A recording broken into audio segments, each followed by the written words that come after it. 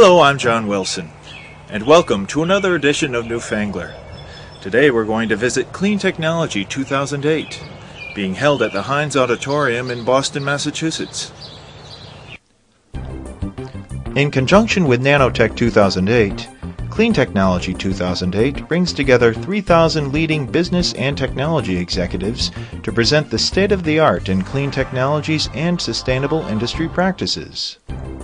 This is an event where researchers and companies will be presenting their clean technology achievements, focusing on their future development plans, and discussing partnering, licensing, and funding needs.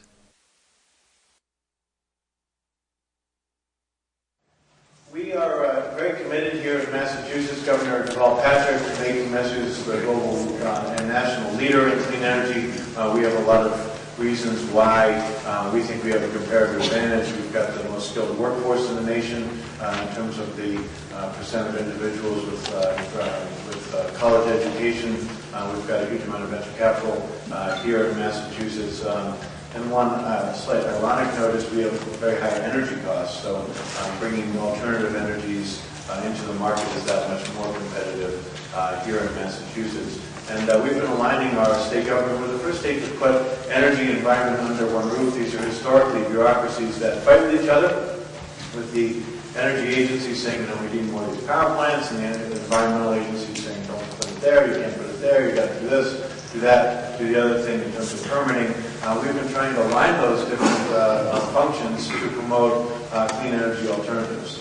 So that's been a major task for us. We've made a lot of changes already, but as you figure out how you're going to bring the product to market, you want to try to make sure that the regulatory barriers are low. And so in that regard, we've been focusing on a few things I just mentioned to you all.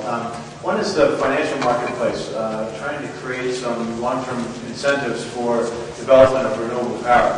We've been job owning about renewable power here in New England and Massachusetts for a couple decades now, but we've built precious little of it. We've got about, when we took office, 4 megawatts of installed solar and a similar amount of installed wind. We think about the challenge of getting to 80% reduction in greenhouse gas emissions by 2050, we have to do some dramatically different things. So we've got energy legislation pending in our legislation that creates long-term contracts for renewable power. That should be very helpful. We put out a major incentive for solar energy, $68 million, and we've been doing a variety of other things in terms of changing our siting practices to try to make those things easier to bring into the market. Oceans legislation, no other state has gone through the process of figuring out proactively what do we want to put where in our state waters. This is a big opportunity for renewable power generation as we figure out proactively as a state what do we want to do. This oceans legislation was signed by the governor last week. It gives us a chance to really, for an 18-month process, figure out what do we want to put where and how should those interests be aligned. We've got some biofuels legislation going through right now.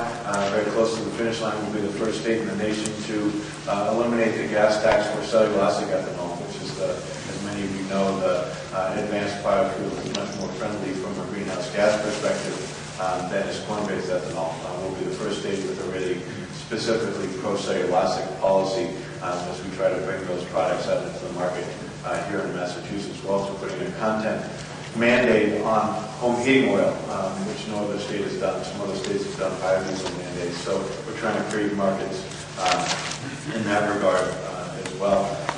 What we're doing, a few other things I think might be interesting to you all. We will now require all of our large-scale real estate development projects in Massachusetts to go through a greenhouse gas analysis of alternatives. So no other state has been doing that work in terms of requiring analysis. And it's interesting when we had our neighbors across the street, the Harvard Alston project, come in and are now the first real estate project in America with a legally enforceable greenhouse gas cap on their emissions. It's something we worked out with them on a voluntary basis, but holding them to a higher standard. I think it's a bit of a vision for the future as you think about large-scale developments and what are they going to face in a carbon-constrained environment. So it's something we've been working on with others. We've also launched a task force recently from one big building area to figure out how can we bring zero net energy buildings out into the marketplace. This is something that I think is a bit of the holy grail in terms of green buildings community, figuring out how, on average, and I think it's not going to be all on-site generation across the board, but on average, a building uses no more energy than it creates, and how do you sort of smooth that out and make it something that they can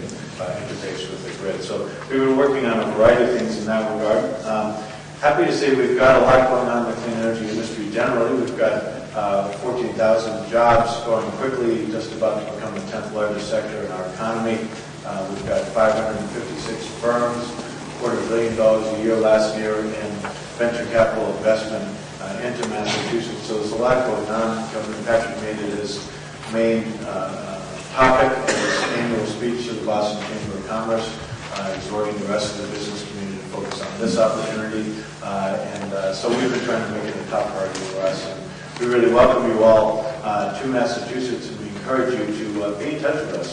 You can email me, I'm easy to reach, ian.bowles@state.ma.us. Get in touch and tell us what you're thinking about, and we'll find someone to work with you and help you accelerate your way into commercializing your product. So thank you all for coming out this morning. And do you want me to introduce our next speaker?